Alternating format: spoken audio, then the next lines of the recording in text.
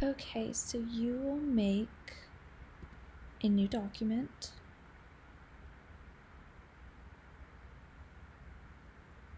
We'll just do a 3x3. And to make crops and bleeds, you will go to Document Setup. This is your bleed right here.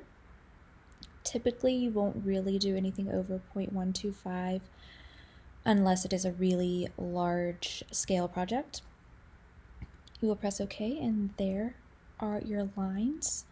Always make sure to have a background that extends past these lines for printing purposes so it doesn't get cut.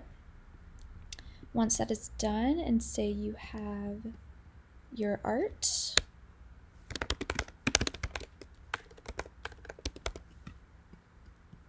just stick that in the middle right here. Say that's what we wanted. You will go to File, Save As, go to your PDF,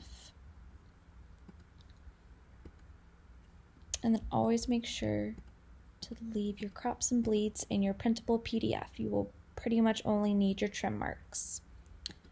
Once you save your PDF, it'll pop up and you will see your crops and bleeds. And there you have it.